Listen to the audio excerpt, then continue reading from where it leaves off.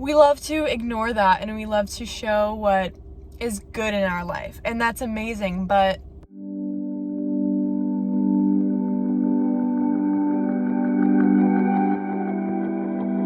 hi everyone, welcome back. I am in a very messy car right now because I'm in the process of moving. I want to talk about kind of how I learned to cultivate self-love and how I learned to love myself and become confident. A lot of people actually don't know this about me, but I actually had social anxiety for my entire life until 2020. So a lot of people that knew me pretty well, including friends, would actually not know this about me because it's something that when you have social anxiety, it's something that's very easy to hide, and it's very easy to kind of maneuver it in social situations or avoid it from coming out. So yeah, it's something that I dealt with for my whole life, and I'm getting emotional because it was really hard to deal with, and I really struggled. And so in 2020 is when I really kind of deep dived into all of that and kind of got rid of that. Obviously, it is still a journey and it is still something that I'm working on every day, but I have completely changed my life in the past 2 years because of the things that I've done. And that's why I want to share them with you guys, because I just want to share my advice and kind of what I did to get past that and overcome that so that I could, learn to love myself and be confident and just be so happy in who I am now.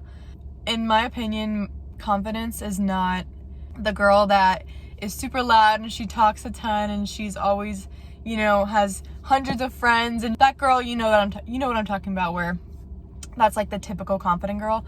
I don't think that that's confidence, in my opinion. I think that confidence is when you can learn to really love yourself from the core and love every single piece of you, whether you are a quiet person or whether you are an introvert and extrovert. You just learn to love yourself and accept your flaws and learn to, be okay with who you are and just be happy with yourself. And so the first thing that you need to realize, you are not defined by a label. So if you grew up and your parents told you, you were the shy kid, or you were known as being quiet, and so you were labeled as the quiet kid, society just taught you that because you're not an extrovert, then you're an introvert. And even saying that, even an introvert and extrovert, that's a label. We label people with these names and these phrases because we think that we all have to be something and we all have to be considered and put in a box in order to be somebody. You are not a label. You are not defined by a word or,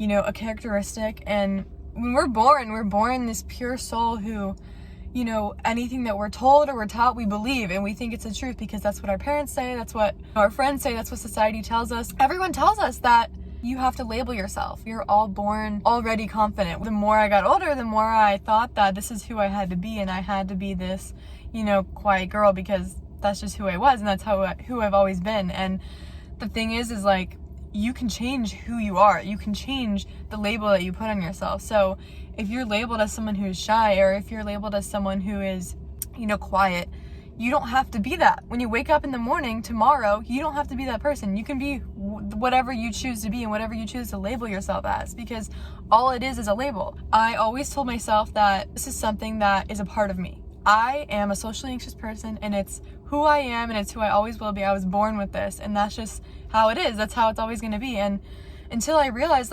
this is a story I've been telling myself, and a story I've been living by, because I thought that that's just who I was. But my old coach actually used to tell me this. He would say, stop saying my anxiety. So I always would say, my social anxiety, or when my anxiety peaks, whenever I get my anxiety. And he would tell me, stop saying my, because you're associating that anxiety with yourself. You're saying that is a part of you. That is you. And in reality, that anxiety is not you. And when I learned to start saying this anxiety is a problem, this anxiety is annoying me, this anxiety is something that I want to get rid of, that was the first step to realizing I can get rid of this, because it is not a part of me, and it is not a part of you. It is not a part of your identity. That is the first step, in my opinion, to figuring out who you actually want to be, is look at the label that you've placed on yourself and look at the label that people have placed on you and remove that label if you don't like it. So if you don't want to be the shy person, then remove that label. You're not shy, you're a confident person. If you want to be a confident person, then label yourself as that, and you can choose when you wake up the next day to be that person. You can choose right now in this very minute to be that person. You are not the label. I am a big believer in the law of attraction. I know it's real.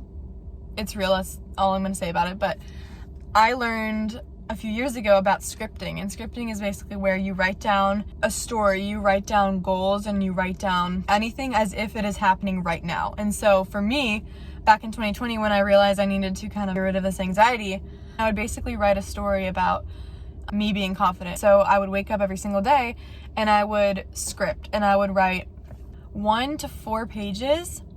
4 is pretty long. I'd probably write like 1 to 2 pages about the way I wanted to be, as if I was that person right now. So for example, I would write, I am so happy now that I am the most confident person.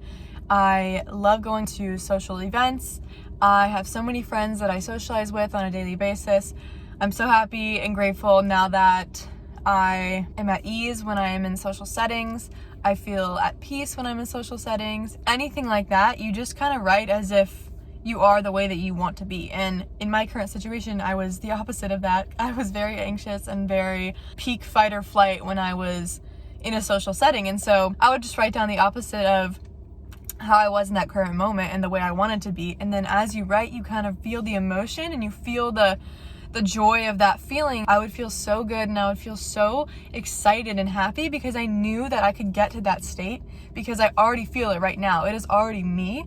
I just have to tell myself that every single day because it does take time. It's not an overnight kind of thing, but you're reprogramming your subconscious mind to think that you are that way. And it does seem fake at first, I will say. Like when I first started doing that, it felt very awkward, I would say. But the more you do it, your brain it has to basically transition into that new state. You have to do this every single day, and over time you will see changes. You kind of just, the phrase fake it till you make it? That's exactly what you're doing. But you want to say it with enthusiasm and with excitement as if that is you, that is the new you. And I swear your subconscious mind over time will start to think that that is you and believe that that is you, and it has no choice but to become that. And yeah, that is something that really has changed my life. And I will say, aside from that, social media detox, social media cleanse, social media, like, get rid of it. Unfollow, at least if you're not going to get rid of it, unfollow Instagram models, unfollow all the people that you're jealous of, unfollow all these people that you don't know, because there's no point in following. Guys, we love to compare ourselves to everyone online. We love to do that. And I know so many people who follow all of these Instagram models, all these girls and guys too, that they don't know. And it's just like, for me at least, when I'm going down my feed and I'm seeing all these people that I don't know, like, I'm like, why am I following this person? But 2, it's like, you just see all these people and all these lives that you don't really know, and you just get this internal jealousy, and you don't see the bad because people don't like to put the bad on the internet. So all you're seeing is these people's highs, and it's amazing because we do want to share like what we love and like the good times in our life, but it's all a facade. I mean, in reality, that's what it is. You can only see so much, and so on a screen you're seeing the peak parts of their life that are amazing, but you're not seeing the background that we all go through, like anxiety and like struggles. And we love to ignore that, and we love to show what is good in our life, and that's amazing. But social media can be very toxic, and it can make you very jealous. And so if you're one of those people, don't go on your phone in the morning. And it's funny because a lot of my family actually gets triggered by this, because they'll send me texts in the morning and I will not reply for like 2 hours. But it's because when I wake up, I don't go on my phone. I will not look at my phone until at least an hour after I wake up.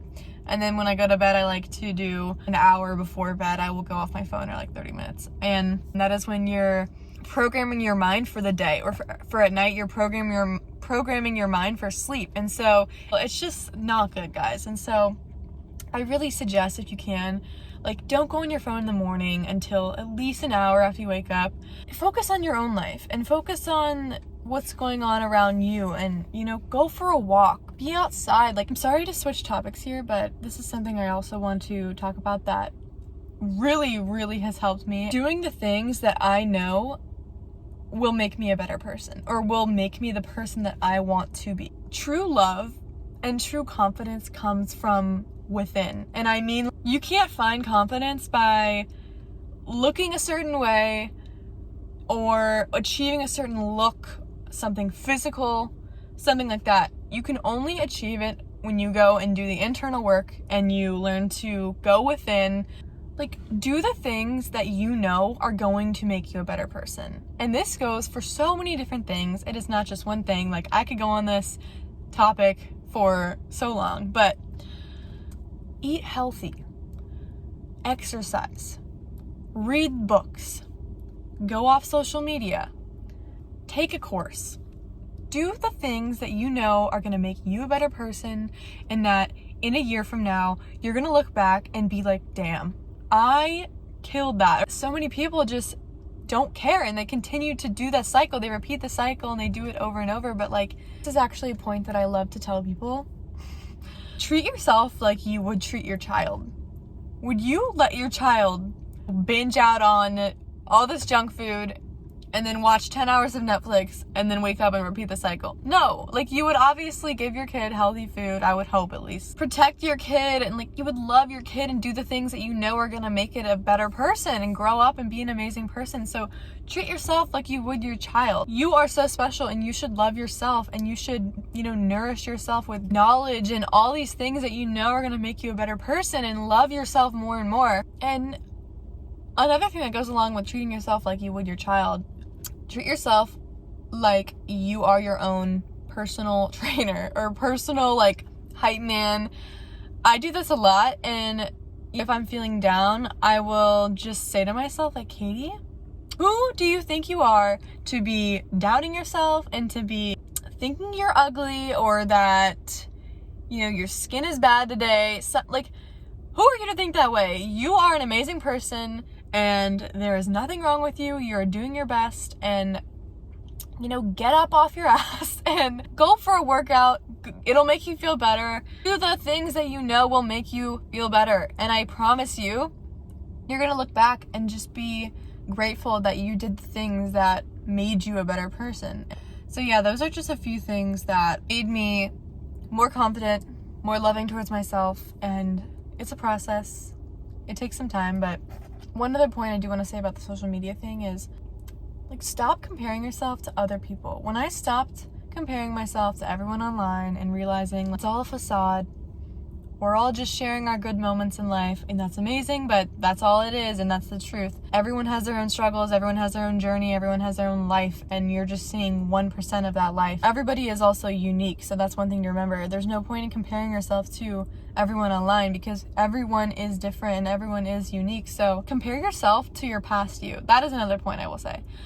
I stopped comparing myself to everyone else, and I started comparing myself to who I was last year, who I was yesterday. And when I started seeing the progress, you start to get so excited for yourself, because you see that you are making progress and you've been on a journey, and the only person you need to compare yourself to is yourself, because everyone is different, and the only person you should be comparing yourself to is yourself. And remember that you got this.